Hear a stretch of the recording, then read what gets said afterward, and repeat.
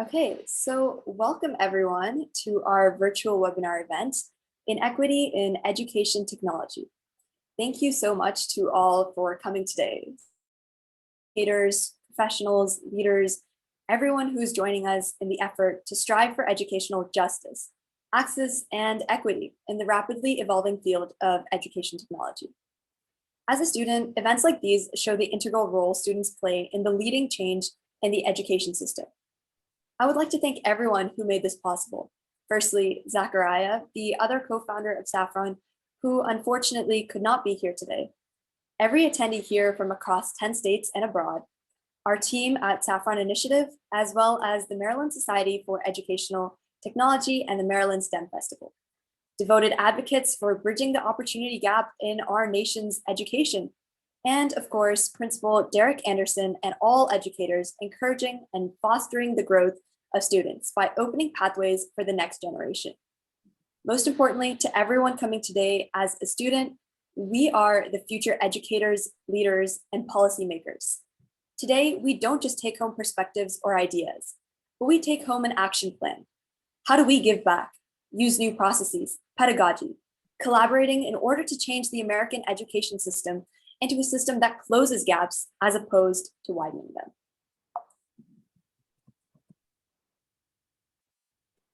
Okay, so with all that being said, here is the itinerary for our event.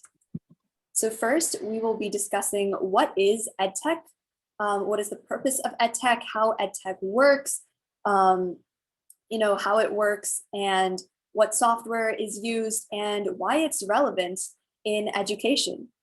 We'll also be looking at a brief timeline of education technology.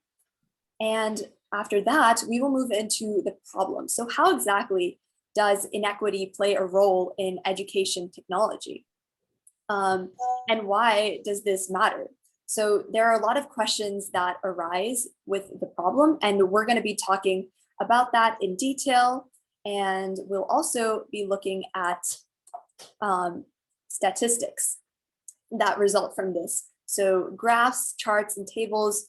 Hopefully some of these statistics will really catch your eye because there is a lot going on in this field, and we want to really, hone in on this and discuss this issue. So speaking of discussing the issue, we'll be looking at a few future solutions from the youth perspective. So we have our wonderful panelists who will be sharing some slides, and we'll get to that in a second.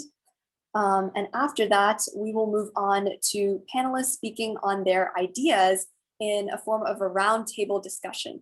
And for this, we encourage input from the audience. We definitely encourage you guys to be typing your ideas in the chat, and our panelists will take this into consideration. And we'll all kind of frame our ideas around each other. Because the purpose, of course, is to build off on each other and really tackle this problem as a group.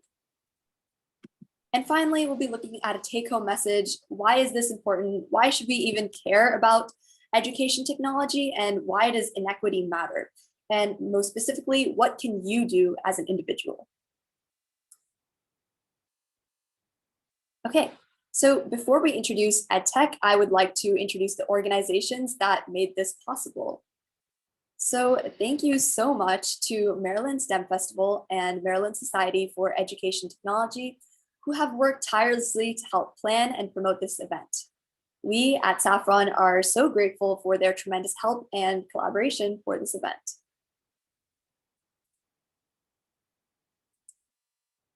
Okay, and now a little bit about Saphron Initiative. We at Saphron Initiative are a youth-led national organization advocating for educational justice for all. And we do this in two ways. We have two branches, our tutoring branch and our advocacy branch.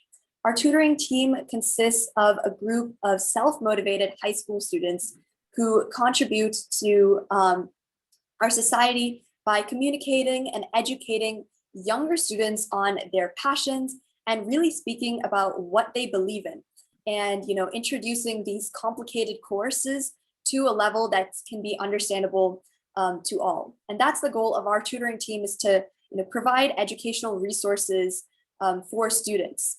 But we also have our advocacy team engaging in advocacy engagement by working with policymakers, politicians, and other organizations as well. We aim to offset education disparities by providing resources to students, schools, and educators in order to produce a direct impact on our communities. So that's the mission of Saphron Initiative. Okay, finally, I would love to introduce the youth panelists who will be speaking at this event. So my name is Neha Chandran. I am the co-founder of Saphron Initiative.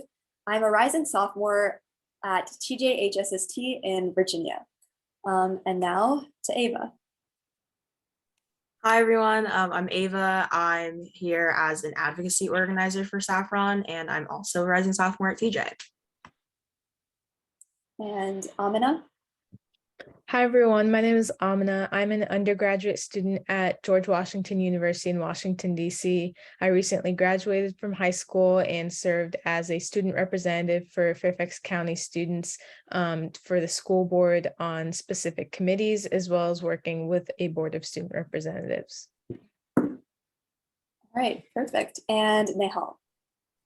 Hi, my name is Nehal. I'm one of the advocacy organizers and I work out of New Jersey, and I'm going to be a rising junior in high school this year. And alongside working at Saphron, I also work very closely with the president of the National STEM Honor Society as a strategic advisor. And I'm also was recently promoted to the director of business there. So I'm super excited to be talking to all of you guys today. Perfect. Thanks, guys. Okay, so now finally, let's learn a little bit about EdTech. So what is EdTech to begin with?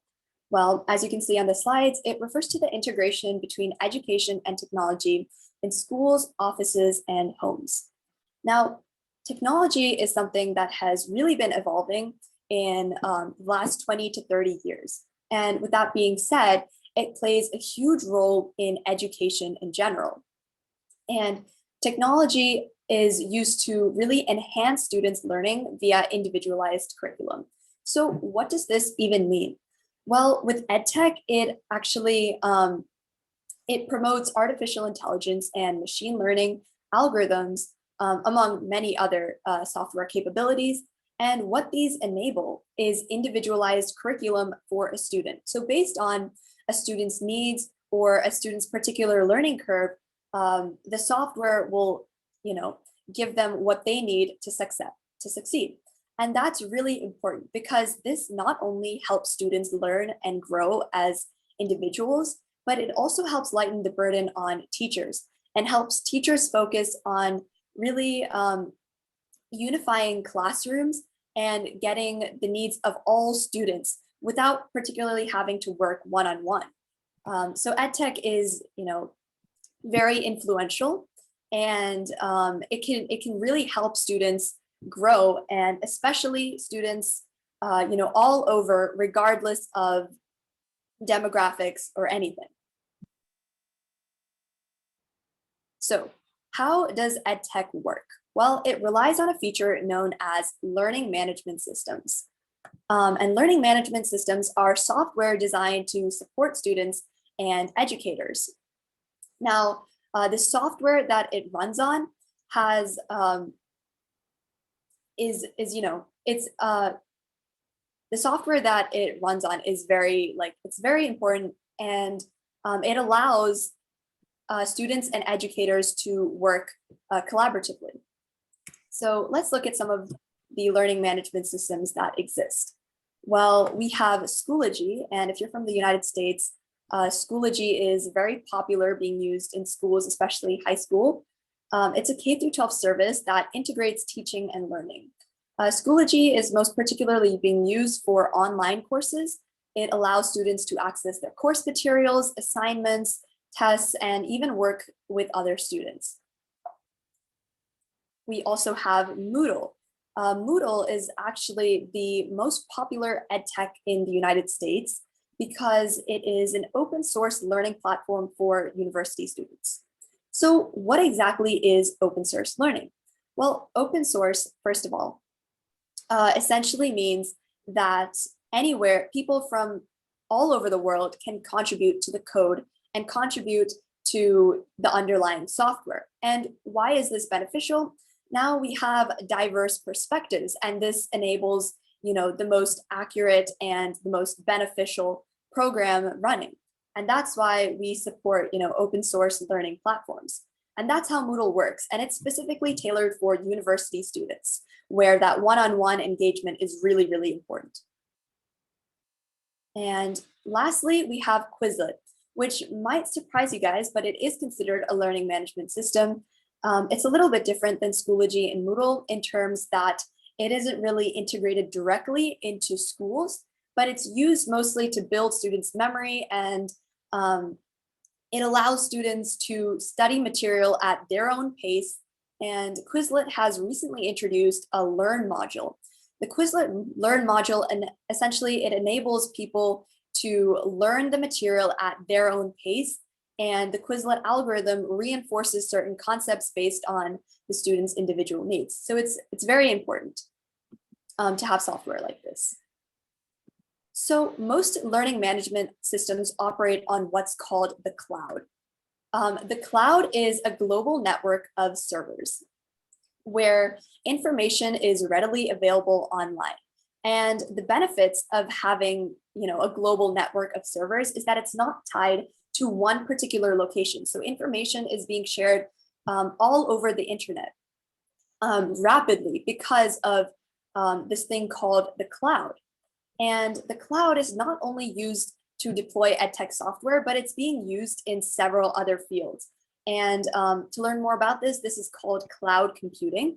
And so it's actually been being used in lots of fields, including healthcare, where many services are being offered over the cloud, and including software as a service, infrastructure as a service, platform as a service.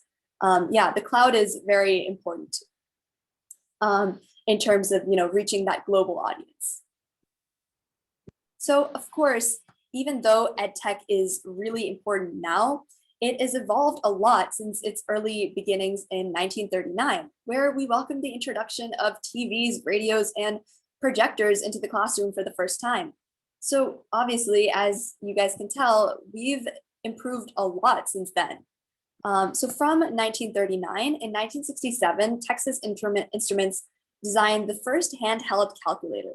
Now this is really cool because a lot of high schools still use Texas Instruments calculators, which just comes to show how EdTech has really been progressing, and the importance of starting early. So yeah, then in 1988, laptops are being introduced and used in classrooms. And then in 1991, smartboards are introduced. Now, for those of you who don't know, smartboards are basically presentation screens that are more interactive for the students, which allows them to come up to the board and make choices and click and drag. So it makes a lot more engaging and interactive presentations. And then in 2013, 90% of students have access to technology, which is really, really great. This was a huge milestone. However, I do want to note that 10% of the students still don't have proper access to technology. And even though while this seems like a small number, it's actually a really, really big deal, because considering that technology is imperative in a student's learning now, and considering that 10% of the students don't have access, this is something that we need to think about and really think about how can we fix this and how can we make technology 100% accessible. Because now, currently modern 2022, we have modern e-learning platforms that are using everything that I talked about, like the cloud, artificial intelligence, and it really tailors individual curriculum. So, however, with that being said, with such influential propositions comes difficulties in maintenance and scalability. So could everyone in the chat write a few ideas of how they think inequity plays a role in education technology? I'd love to hear your guys' ideas.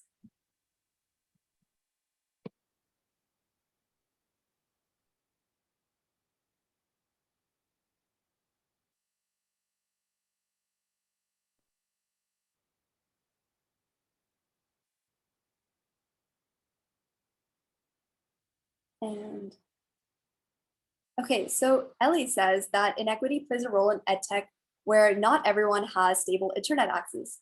Yeah, this is a really big thing, right? With unstable internet access, what this does, it means that people aren't, getting the access to the technology that they need. And this was especially a problem in distance learning and during the COVID-19 pandemic, which we'll talk about. So yeah, an uneven distribution of resources is essentially what's happening here. And that's something that we really need to talk about.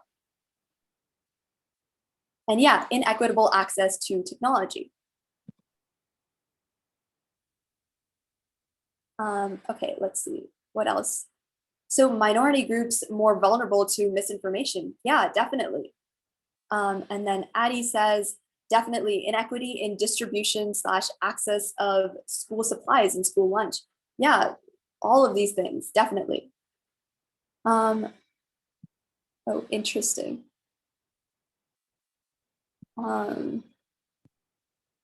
Is the chat only working for DMs? Let me see. Yeah, it is actually. Oh, okay. I just changed the access, so everyone should be able to do it now. Okay, perfect. Thank you so much, Nehal. Okay, yeah, so you guys have definitely great ideas. Love these ideas. So yeah, basically, we've all been hitting a central target.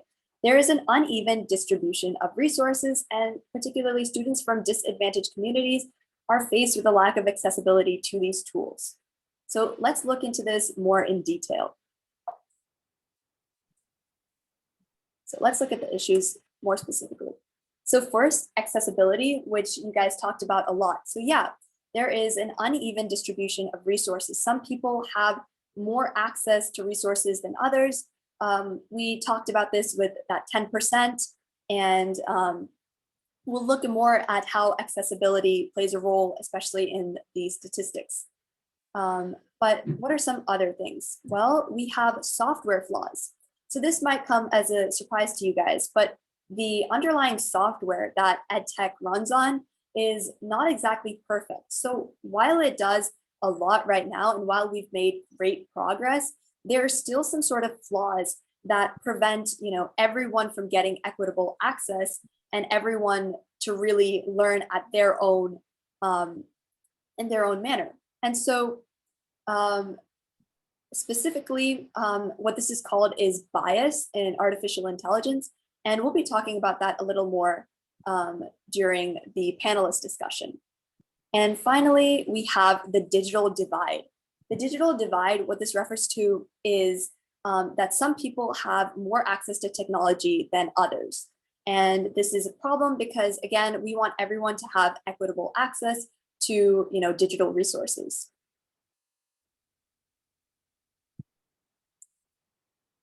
Okay, so let's look at some of the statistics involved with this. So this graph provided by USA Facts charts the percent of students in households with no computer access based on income group. Now, looking at this graph, if we look at the center of the graph, maybe 30 to 40K, we can see that it's around 25% of students don't have computer access, which is a staggering number. And if you look at income group of 10K or less, that's a shocking 45%. Now, this is a huge problem because technology is essential for students to learn. And without it, we aren't able to progress and students' learning gets disrupted. And we'll be talking a little bit more about students' learning getting disrupted on the next slide. So this is the virtual education gap. So during the COVID-19 pandemic, we had to switch over to distance learning, and this created a lot of issues. With the switch to distance learning, a lot of students had faced a disruption in their learning and they were unable to get quality education. And so this is the percent of K-12 students receiving low quality or no online instruction based on ethnic group. Now, overall, we can already see that around It's looking 65% of the people did not receive proper instruction. But if we look more specifically at ethnic groups, with particularly Blacks and Hispanics, that's like a whopping 80% right there during the COVID-19 pandemic. And this is something that we really need to change. We really need to make sure that we are giving access to these communities and that we are making sure that all students, regardless, are getting access to these resources and are able to learn. Okay, so I'm going to stop talking. Now we will be hearing from our lovely guest speaker, Derek Anderson, the principal of Longfellow Elementary School in Howard County, Maryland. And as you're listening to Derek speak, we encourage all questions in the chat. And as he's speaking, think about some of the questions on the slide. Okay, take it away, Derek. Thank you, Neha. Thank you to the Saphron Initiative for creating this opportunity, and to the Maryland STEM Festival, as well as the Maryland Society of Educational Technology for partnering with us this morning. My goal this morning with you all is to share just some of my reflections as an educator as it relates to educational technology access and equity. But I certainly don't speak for all, but again, my reflections based on experiences learned or that I've gone through. So educators were aware of the digital divide, but the required shift to online synchronous instruction in 2020 really magnified the issue in a multitude of ways as we worked to navigate the pandemic. The global pandemic was just the latest example of a challenge that we face collectively, and unfortunately, it disproportionately impacted our historically marginalized groups, which Neha has touched on a bit leading up to this point in the presentation. I do have the honor of serving as principal at Longfellow Elementary School. It is a school in Howard County, Maryland, where more than 40% of our families qualify for free and reduced meals. And as a result, we receive additional funding and resources provided through the federal Title I program. So I have a number of experiences that were really enlightening as an educator, but also informative as a school leader as it relates to educational technology. I want to highlight three today. And then I know we have some panelists that are going to key in on some specific areas as well. So high-speed internet access is one area I want to focus on, along with socioeconomic status and its impact on online learning. And then lastly, for my remarks, I want to take a moment to highlight the challenges for our multilingual families as it relates to educational technology.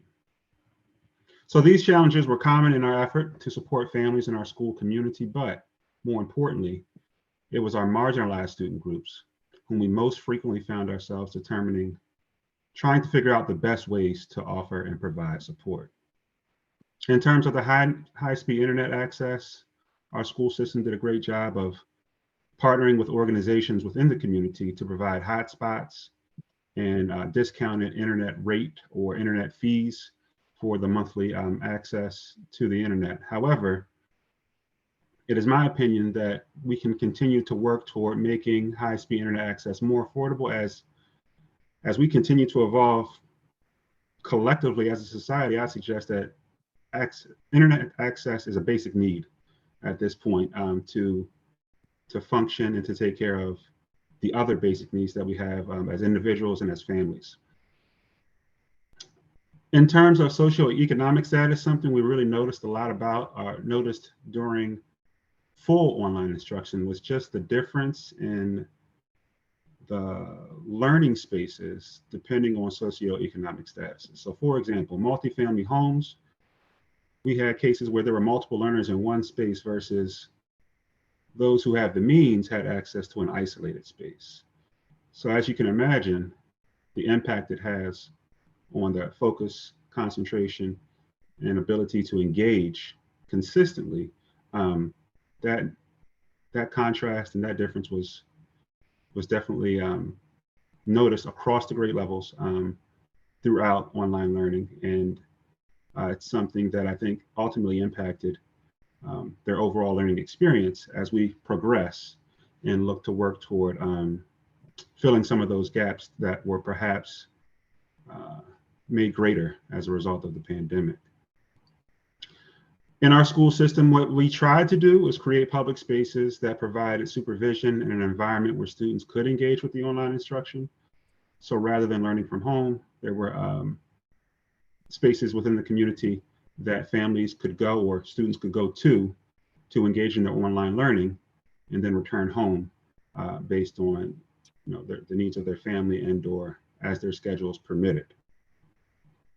Again, the socioeconomic status impacted that because in some cases, we have families that require, particularly in the secondary level, high school, at some points they had to go to work to make ends meet in lieu of engaging in online instruction. So again, a disproportionate impact due to circumstances out of our control. And then lastly, the multilingual families. So what we found and what research shows is that exposure for students who speak another home language, exposure to the language that they are trying to acquire gives a great opportunity to learn the language, become proficient, both socially and academically in regards to mastering the language.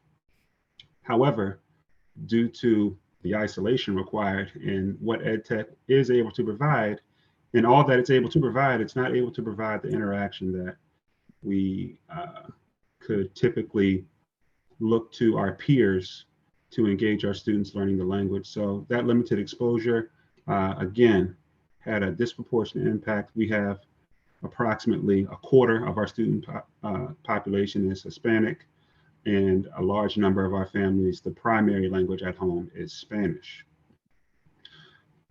Providing technical support is another challenge in regards to our multilingual families. So some potential solutions that we implemented as needed were just having multilingual support staff. So really funneling or streamlining those families who needed that support or that translation to provide real-time support with their technology was one solution.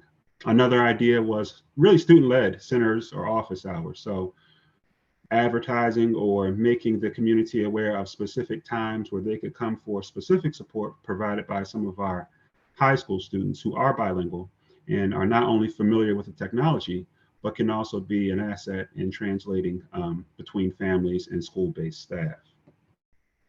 So each of these examples above resulted in, as you know, more significant disruption for our students who really, quite frankly, need to benefit the most from high quality instruction. These are just a few of my reflections as an educator, and I believe our task is to learn from our collective experiences, engage in events like this, implement more proactive strategies and work toward more equitable outcomes for our historically marginalized groups. At this time, our panelists of young people will be highlighting some specific areas that demonstrate just how pervasive this challenge is. And I want to turn it over to Neha, who's going to be starting with artificial intelligence. Thank you. Thank you so much, Derek. That was great. Okay, yeah, so I will be talking a little bit about artificial intelligence and how this plays a role in education technology. So first of all, artificial intelligence, let's talk a little bit about what it is. Essentially, it's the concept of machines that are able to, make decisions and learn on their own. And that's kind of artificial intelligence and machine learning. And what it enables us to do is to have the machines really cater to an individual's interest. And that particularly comes from smart learning. So smart learning is custom curriculum tailored to an individual. And there are lots of services that you can find now available on the cloud that makes use of smart learning. And what it does is that students learn at their own pace. and they are able to really get the concepts that they need to learn, and they are really able to learn at their own pace and ask questions also, which I will get into in a little bit. And yeah, so it's very important that we have curriculum like this that's built in such a manner. Okay, so now a little bit more abstract. We have something that's called natural language processing. And natural language processing, what it does is that it's machines that are able to understand human language. Now, this is really important because this really lightens the burden on teachers, because instead of having teachers to, have one-on-one interactions with students all the time, natural language processing allows students to interact with the computer and get the same, get the same benefits as they would get with talking to a teacher. And so it does this by converting words to numbers. Now, of course, machines can only really process numbers. So natural language processing works in such a way that converts words to numbers and has the computer process that and return an output.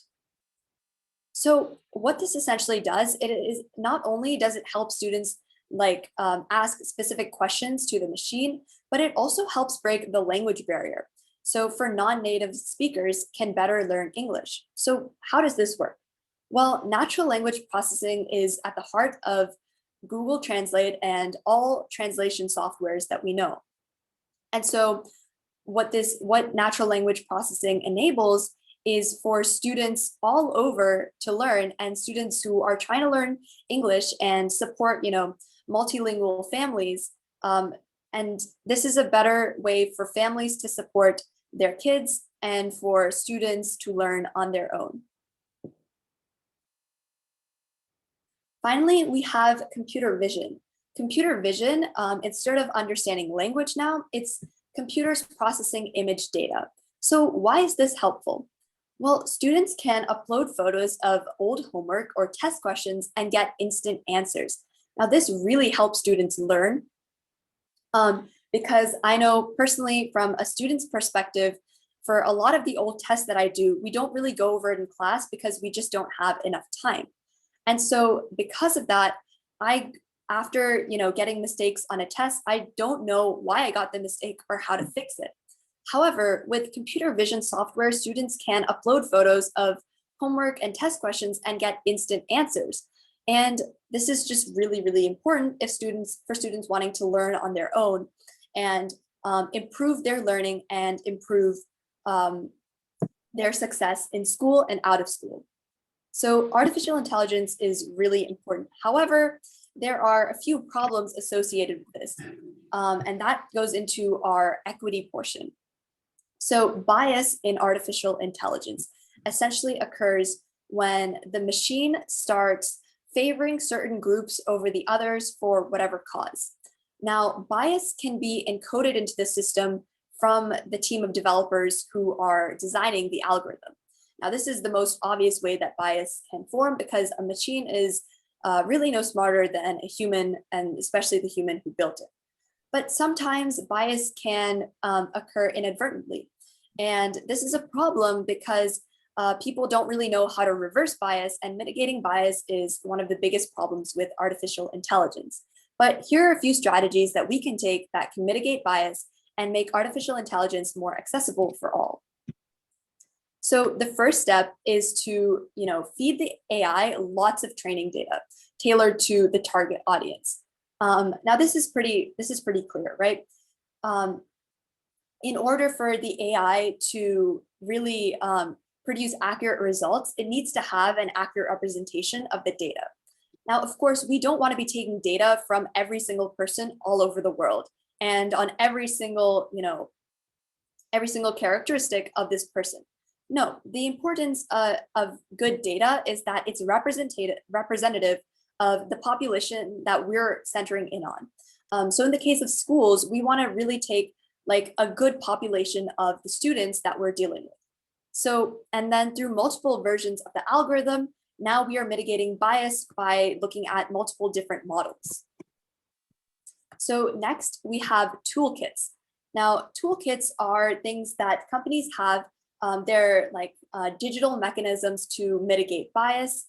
These frameworks actually identify bias and leverage a mathematical algorithm to mitigate it, which is very successful, but still bias is a problem. So we need to be designing better toolkits and better ways to really get the most representative data of the population.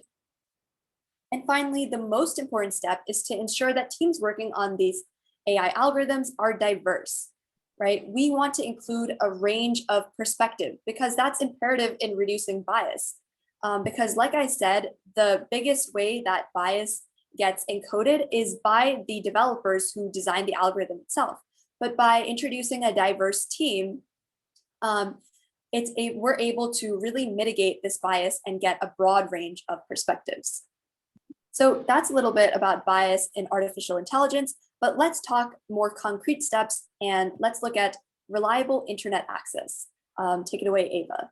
Okay. Hi, everybody. I'm Ava. I'm just here to talk about internet access and how it's really the foundation of being able to get a good education using technology. The pandemic really forced us to go into virtual learning, and we were doing classes through Zoom, through Blackboard. But 1 in 10 students didn't always have the necessary technology to attend these classes. And if we are leaving, even though it seems like a small number, 1 in 10, we're leaving behind a lot of America's youth if we're not able to reach them and give them the resources that they need academically. So I also have a graphic up here of some statistics from the National Center of Education Statistics, and it shows that the percentage of students with either no internet access or only dial-up access, which isn't always super reliable, at home was highest for American Indian and Alaska Native students at 27%, and then 19% of students were Black. We had a 17% Hispanic population, 12% Pacific Islander, and then the statistics go on. And it's really important that we make sure that everybody who needs access to education can get access to education. And we need access to be reliable, or else you're going to have gaps in your educational experience. So moving on, the gaps are also seen geographically. So on the next slide, I have some information about the rural students and how if you are in a rural community, you can also experience issues with your internet access because there's not always a stable foundation there. So we could just go to the next slide. Yeah, there we go. So 18% of students in remote rural areas had no internet access or only dial-up access at home. This is in 2015. So that number could have very much changed by now. And 41% of those students with no internet access were Black, 26% were Hispanic, 13% were white, and 11% were Asian. And so this really shows that even though these numbers, 18% doesn't seem like a big idea, but it's almost 1/5 of all students. And you can really quickly fall behind if you aren't catching up regularly on your academic work. I think even in Fairfax County, when the pandemic hit, we saw a lot of students start to struggle in their classes because it's not as easy to have the connection that you need if you're doing it from home. And if you're in a spotty, that can prove a lot more issues. So we kind of already touched on it a couple of times, but it's really important that across the board, no matter where you are, you're having a solid, reliable internet access, because it's important in education, but it's also stretching out into other areas of our lives like medical care and a lot of other areas. So yeah, thank you. Thank you so much, Ava. Okay. All right, take it away, Amina. Yeah, so again, hi everyone, my name is Amina, and I'm going to be talking about inadequate access to technology and education and what the long-term impacts of this really looks like in the United States. So for me, what we found is that the rise in the usage of technology in the American K-12 education system has to be supported and has to be acknowledged because we have such a diverse population and such a diverse amount of students in the US that struggle with this issue. So the 2021 Common Sense Media Report actually found that roughly 9 through 12 million K through 12 students in the US lack adequate internet access at home. So what do they have to do instead? They have to find hotspots and other weak sources that don't give them the same quality education that they would be given had they had better technological resources. And the most affected groups with this are the Latinx, BIPOC, and non-English speaking communities, and also populations with disabilities and or low incomes. Another 2021 report from Rutgers University indicates that a significant increase in internet and technology access for students, but 1 in 7 children still do not have high-speed access at home, often resulting in what I stated earlier about weak hotspot device usage. And going to the next slide, when this also starts to trickle in with inadequate access to resources such as laptops and computers and other iPads or other tablet devices, this ends up having long-term impacts on what student success rates look like in the US and what their futures entail. So just a few of the struggles that many students in the US have to deal with in their adult lives as a result of this inadequate access is lower levels of post-secondary education, weaker communication skills, lower performance in K through 12 classes, and specifically in reading comprehension, communication, mathematics, and sciences, weak problem solving and analyzing skills, which then goes back into how they're going to succeed in the real world, weakened desire and drive to continue education, and negative emotions towards education and attaining knowledge as a direct result of their experiences. And we can, in fact, see this around us now, especially in our area, where when someone isn't supported or their county can't support them, it's going to trickle into their future and eventually cause them to lose hope in a future that they could have had. Next to Nehal, I believe.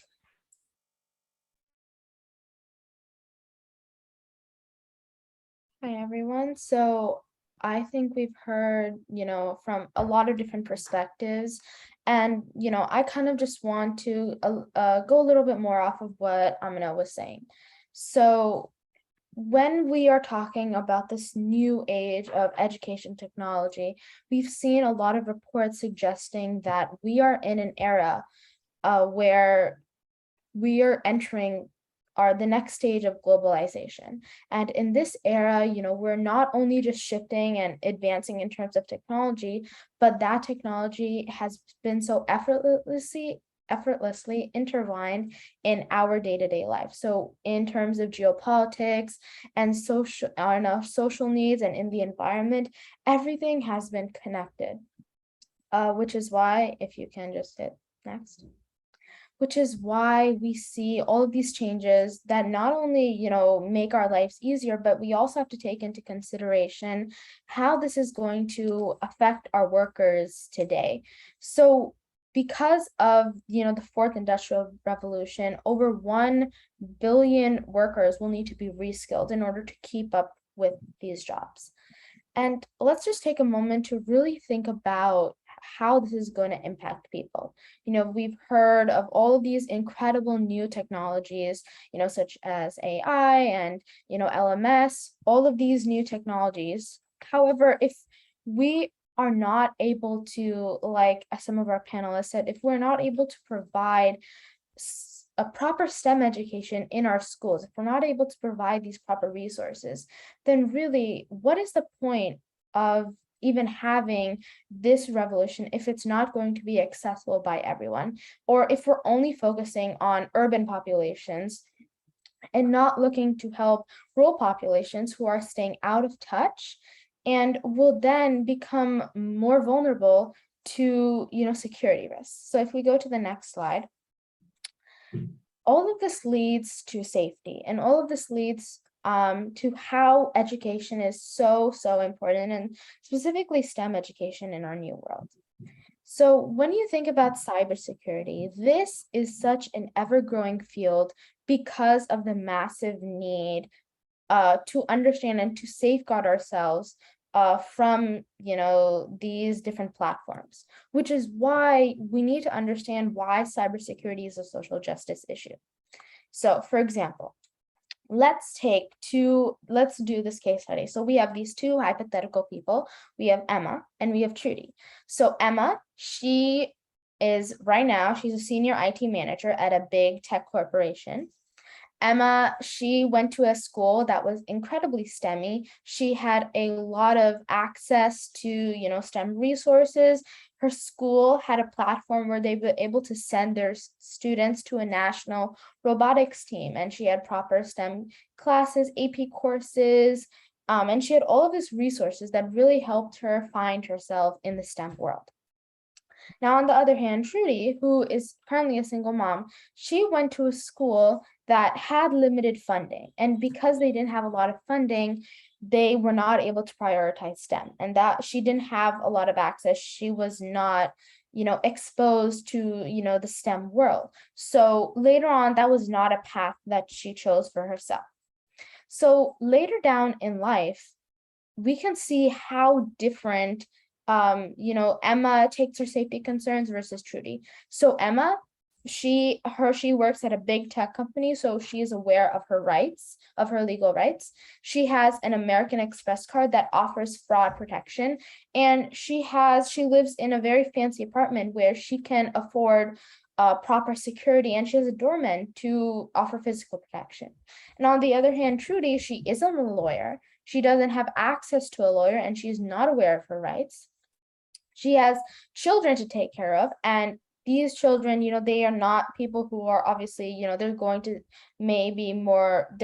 want to download apps and download unsafe apps, maybe click on pop-ups, which, make her more vulnerable because she's not going to have the same protection like an American Express card. And Trudy, she cannot afford a safe place to live and likely works long hours, making her vulnerable to attacks. So looking at this, we can see the implications of how Emma, because she had STEM education, or even if she had access to STEM education, that led her down to a much more protected path. Whereas Trudy, because she did not have STEM resources or there's access, that was not even something she could consider for herself. So this is why it's so important to talk about all of these disparities. It's important to recognize that education really is the key, and it's so much more important than just, getting a job opportunity or going to college, because of how globalization is, increasing so much, how everything is, becoming online, everything is virtual, everything is connected. And it becomes so much more than, just opportunities. It becomes a safety issue. It becomes, in some cases, a matter of life or death. So these are all things that we need to consider in terms of the long-term impacts of disparities in STEM and also in education technologies. So now I think we're going to move into doing a panel where we're going to, talk about some of the ideas that you guys have in the chat, which I'm seeing, as well as just, kind of talking about all of these amazing topics that everyone has brought up. Yeah, for sure. Okay, thank you so much, guys, for that. And I'm just going to go ahead and start going through the chat and, going through what you guys think. And feel free to keep putting your ideas, your perspectives, and then we as panelists can discuss that. Okay, so I see that, so cybersecurity is definitely, as Nehal was saying, a really big thing to think about, especially the inequity that plays into cybersecurity, as Brian is saying. Nehal, what are your thoughts on that? Oh yeah, definitely. I feel like, I don't think people really understand how everything is so interlinked, especially, relating cybersecurity to social justice, which is such, I feel like, a unique connection that we don't really, put together. But really everything is becoming so connected. I think that is one of the major, I guess, the kind of the negative perspective of everything being so connected together is you become more vulnerable. To some people, you can become more safer, right? For example, in that situation, Emma, she was so much more safer because she had those protections in place. But then, on the other hand, Trudy, she was so vulnerable. she was so vulnerable that she was at a disadvantage, not because it was her fault. It was because she didn't have that proper education. So I think it's definitely why we place such a huge, even in Saffron, right? We tackle both issues. We tackle education, but we also tackle actually going out and advocating. So, which is one of the reasons why I really like Saffron, is you need to look at the present, but also safeguarding the future as well. Yeah, definitely. So I loved how Nehal talked about like how Saffron kind of ties into this. Yeah, definitely. I mean, in terms of like really educating people, we offer K-8 education for everyone, and it's regardless of ethnic groups or communities. Our goal essentially is to provide education resources to everyone. And we do this by, like small group tutoring and everything. And it's definitely something that, I wish there were more organizations that really centered in on this, and to really, make an impact in these communities and offer these courses to students who really want to learn, even if they might not have all the resources to do it themselves. Yeah, so how can we really fix the problem of like internet access? How does that play a role first? And how can we mitigate the effects of students not having the access to good internet? Okay, so I can kind of take that one. Internet access, it's become such an integral part of how our world works that it really, like Derek said before, it really is like a basic need.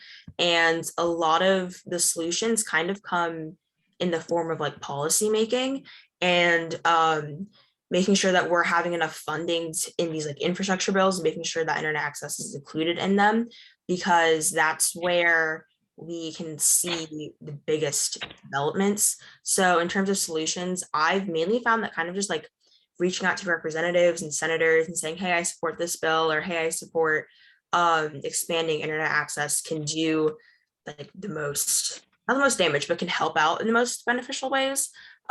Because there are recent pushes in legislation to include broadband internet access in infrastructure laws.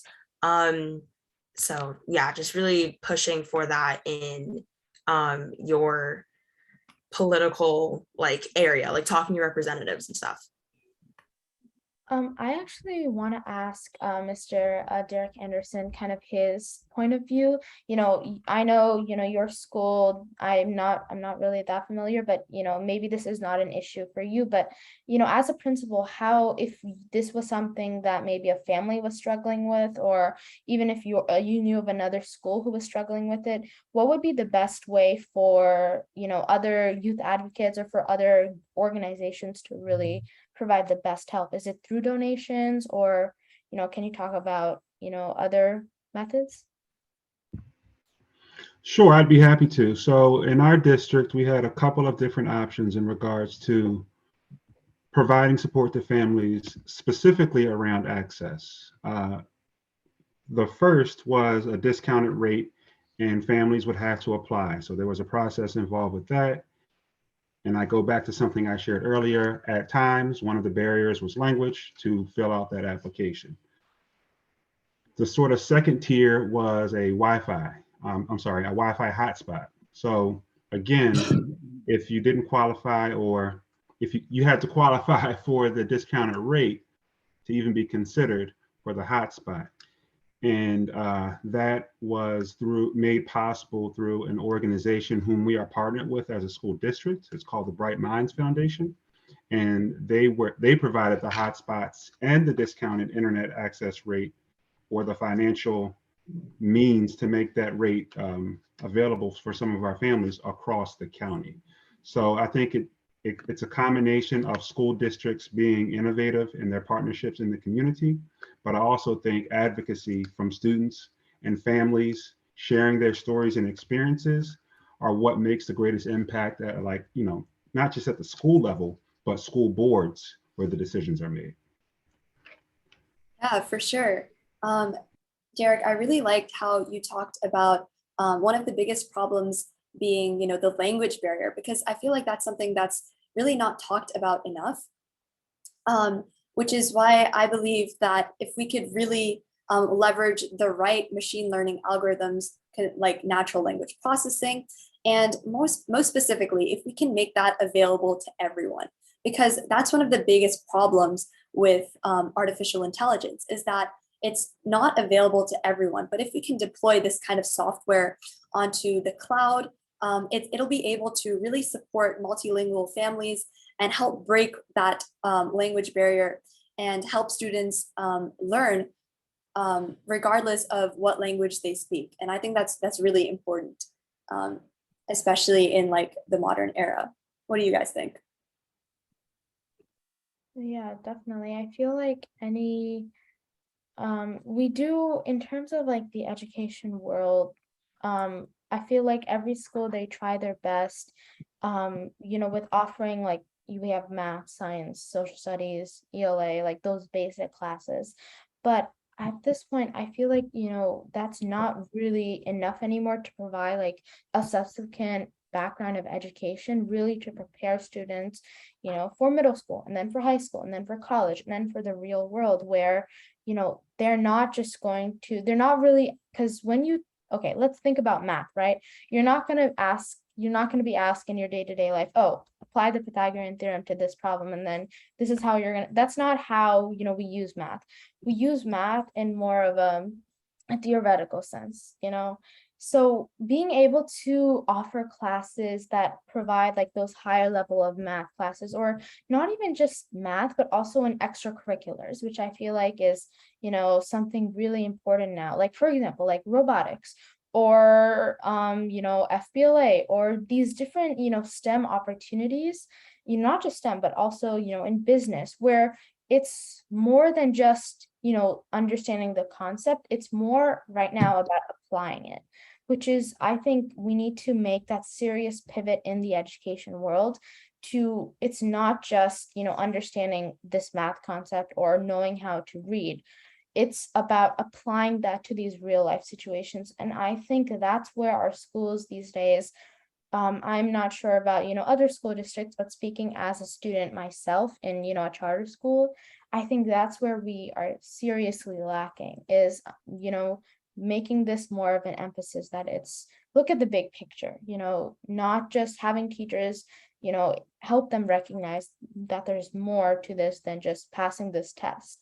So, and I think that's where it's really going to make a change, if we change this mindset in not just students, but also teachers and educators. Yeah, for sure.